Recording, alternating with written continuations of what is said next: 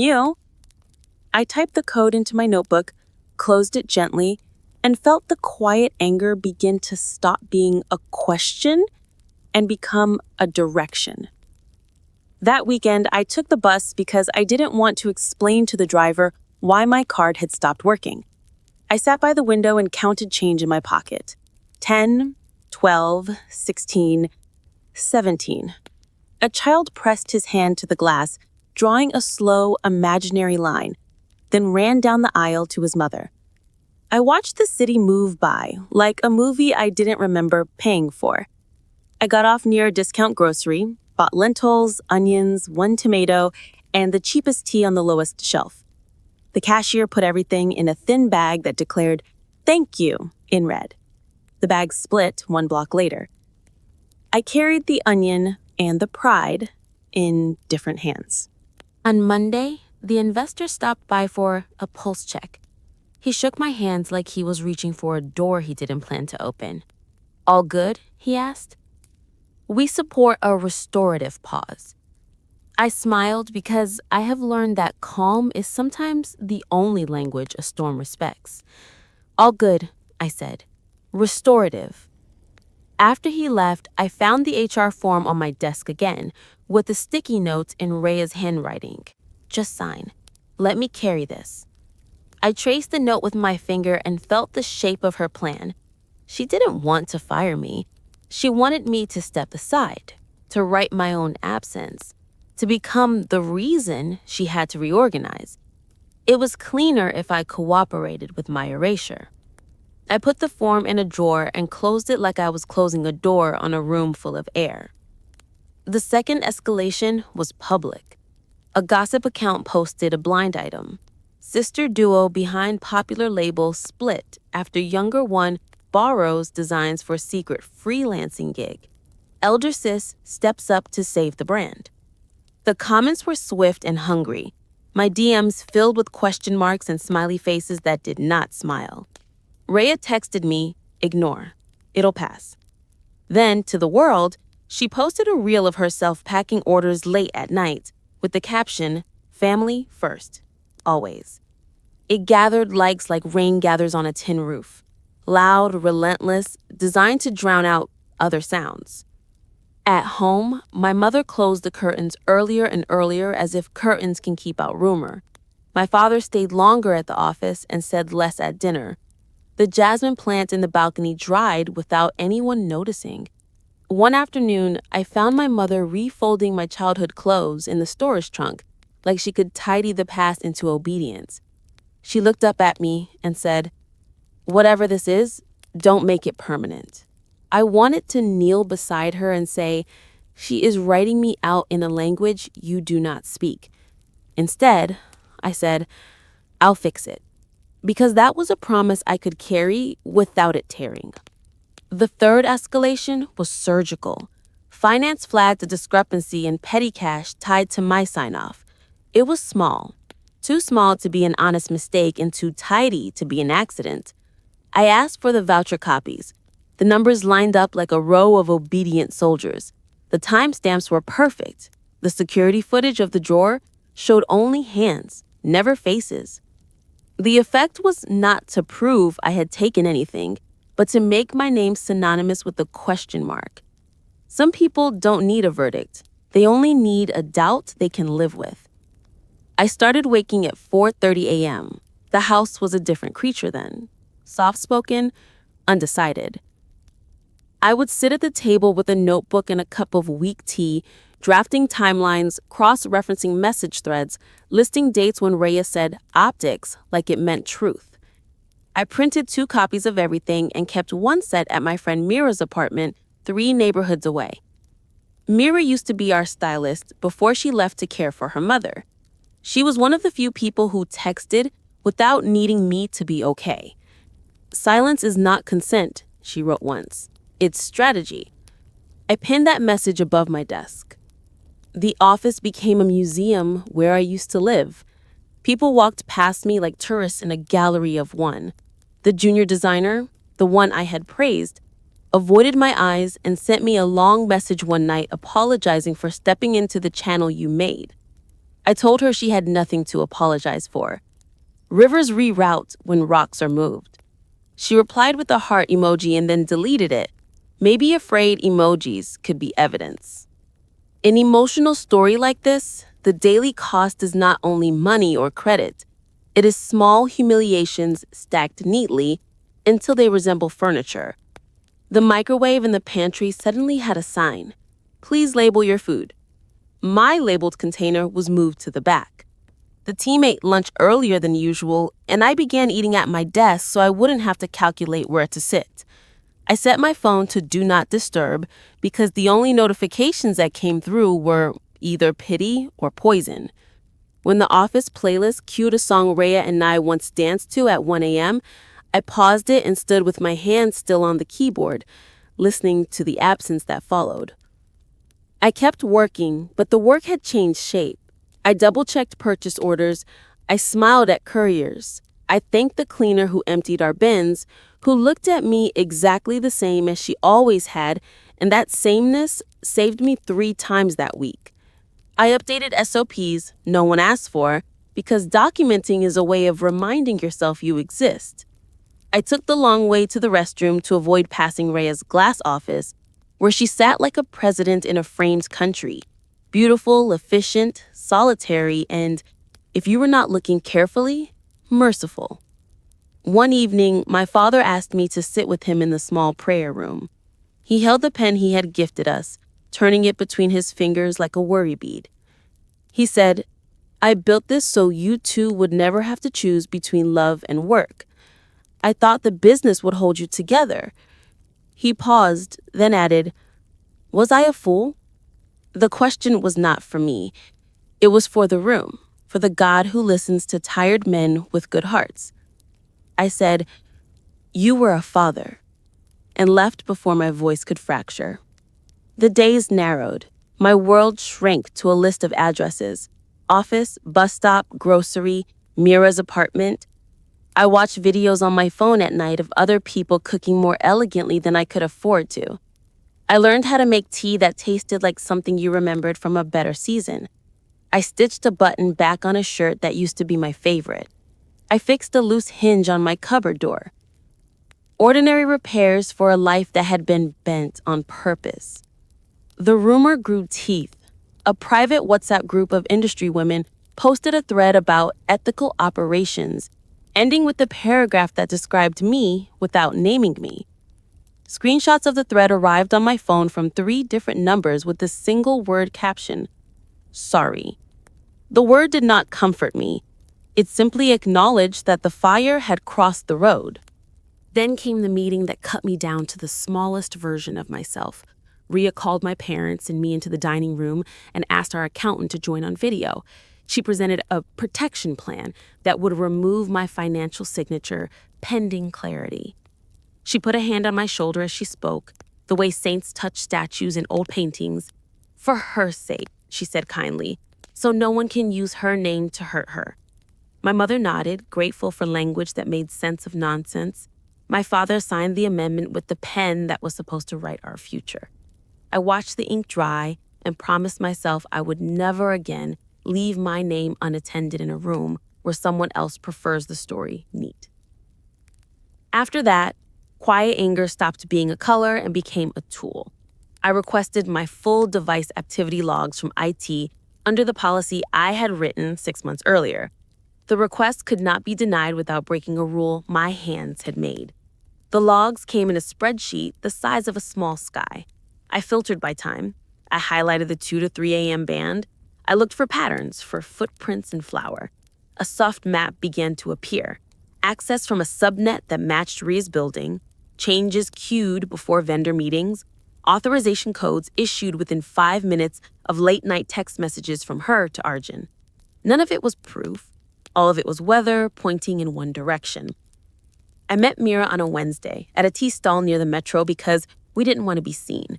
We stood leaning on the metal counter, the steam fogging our faces, the tea too sweet. I handed her a printed packet bound with string. She didn't open it. "You're not crazy," she said. I laughed, short and dry. "That is the kindness people think is support," I replied. "I need more than not crazy." She nodded, finished her tea, and said, "Then get her to do it in public."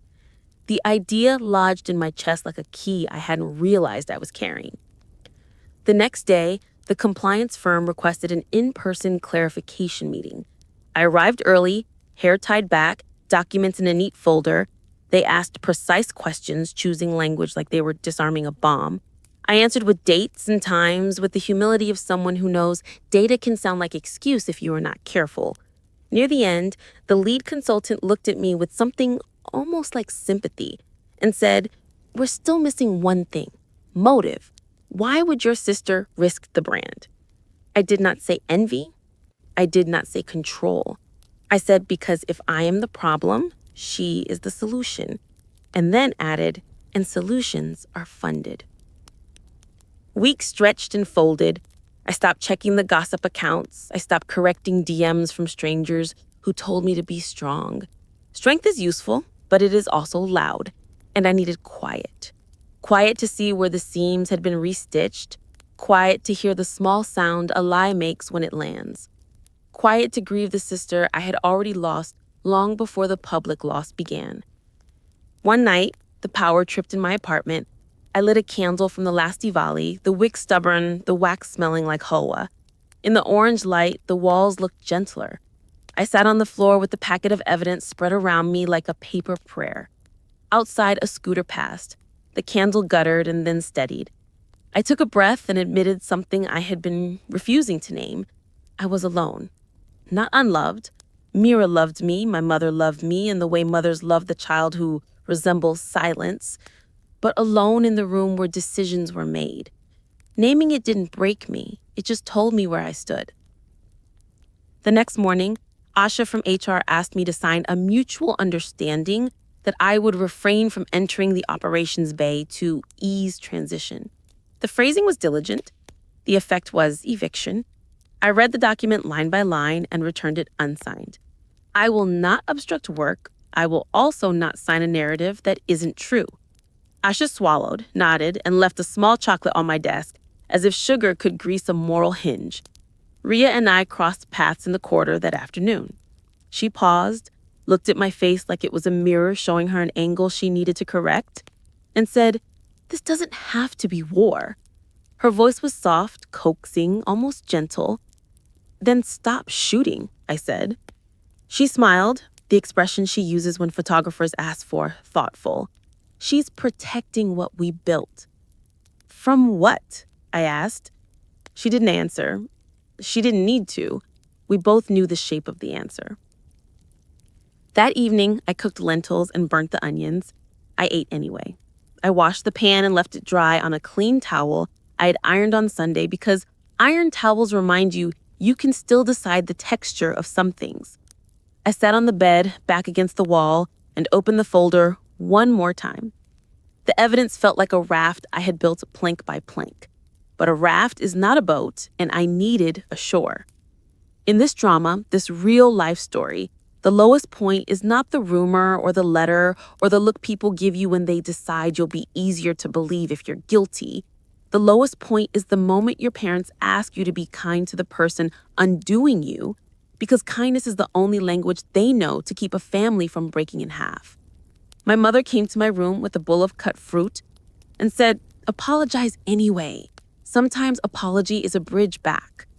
I looked at the bowl, papaya, banana, a few pomegranate seeds like punctuation, and felt the child in me reach for it, for the sweetness that forgives. I took the bowl, thanked her, and said very softly, "I won't apologize for a lie." She blinked like I had turned off a light. She set the bowl on my desk and left without speaking. The door clicked. The room changed temperature. I ate the fruit with a spoon, each piece a small decision. When I finished, I washed the bowl, dried it, and put it back in the cupboard, lining it with a stack so it wouldn't scratch. Routine is a mercy we can give ourselves when the world won't. A week later, Ria staged a team circle, a Monday morning values reset. She spoke about integrity, about transparency, about the brand being bigger than any one person. People nodded at the rhythm of it. She asked if anyone wanted to share. Silence stretched, polite and silver. Then Arjun said, We are lucky to have leadership that takes hard calls. The circle hummed with grateful complicity. I stood outside the glass, watching the reflection of my own face superimposed on the group. I raised my phone and took one photo, not of them, but of me looking in. Not to post, to remember. In the afternoon, the compliance firm escalated to a formal hearing. My father called it a housekeeping formality. Rhea called it closure. I called Mira and said, "I'm tired of proving I didn't burn the house someone else set on fire." She replied, "Then stop. Catch the person with the match." The line went quiet. A motorcycle revved outside my window. Somewhere, a baby laughed at something too simple to be explained. The night before the hearing, I opened the box I had not touched in years. Inside were Polaroids from our first pop-up, old invoices stamped paid, the napkin where we had written ivory and thread and circled it twice. I held the napkin like I could squeeze time back into it. A drop of something fell on the paper. It took me a second to realize it was a tear. I laughed, embarrassed in front of myself. "Enough," I said aloud, the way you speak to a child who has to stand up now. The apartment answered with its usual silence.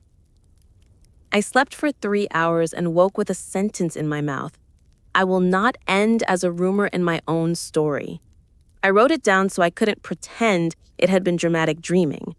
I showered, dressed in the simplest white shirt I owned, tied my hair back, and left the house 10 minutes early so I had time to buy a pen from the stationery store downstairs, the cheap kind that always works. I slid it into my bag next to my father's heavy pen and thought, one to sign with weight, one to write with speed. At the hearing, the conference room table reflected our faces like a body of still water. Rhea sat to my right, hands folded, expression arranged. The consultant read the allegations in a tone that made them sound like grocery items. I responded with documents and logs. They listened. They nodded. They requested corroboration. Rhea sighed at the appropriate places, added a line about safeguarding culture, placed her palm on the table close enough that if I moved my hand an inch left, our fingers would touch. I didn't move my hand. The meeting ended with nothing settled and everything decided by the inertia of doubt. In the elevator down, alone, I watched the floor numbers light up and thought about glass, how it is sand forced to become clear. I stepped out into noon. The sun was unkind and honest. I bought a paper plate of street-side chaat and ate it standing up because I didn't want to go home yet. The tamarind hit the back of my throat. I coughed, laughed, coughed again. The vendor asked if I wanted more sev. I said yes. He added a handful like generosity costs nothing. For 3 minutes, everything was simple. That evening, I went back to the studio after everyone left. The lights were low, the mannequins half-dressed like they were caught mid-sentence. I walked to the safe, the same one that had once lost and found a brooch like a magic trick. I placed my palm on the cold metal and whispered, "I remember." Then I went to my desk, opened the drawer, took out the unsigned wellness leave form and tore it into 4 even pieces. Not rage, geometry. On my way out, I passed Rhea's office. The door was ajar. Her laptop glowed, a cursor blinking in a draft titled, "Statement, Leadership Note." I didn't step closer. I'd seen enough curses write my absence while I slept. I pulled the door gently until it clicked, then turned off the corridor lights. In the sudden dark, the exit sign glowed green. I followed it like it knew something I didn't. At home, I made a list with 2 columns, what she controls and what I control. Under her column, I wrote access, narrative, investor, HR, public affection, doubt. Under mine, I wrote truth, patience, evidence, timing, the story I will tell when the time is right. The second list was shorter. It was also lighter. I tore the page from the notebook and taped it above my desk, next to Mira's text. I looked at both until my breathing matched a slower clock. When the room finally softened, I stood, opened the window, and let the night air in. Somewhere far away, a siren sang a lonely song. A dog barked twice and gave up. I placed my palm flat on the windowsill, feeling the cool paint under my skin. I wasn't planning revenge. I was planning return. There is a difference the world doesn't always understand. I turned off the light, lay down, and stared at the ceiling where a faint crack ran like a river. I traced it with my eyes from one corner to the other. When I reached the end, I said, without drama, without witness, without asking anyone's permission, I will come back with honesty, and it will be enough. Then I closed my eyes and slept the kind of sleep that doesn't fix anything, but fuels the person who will.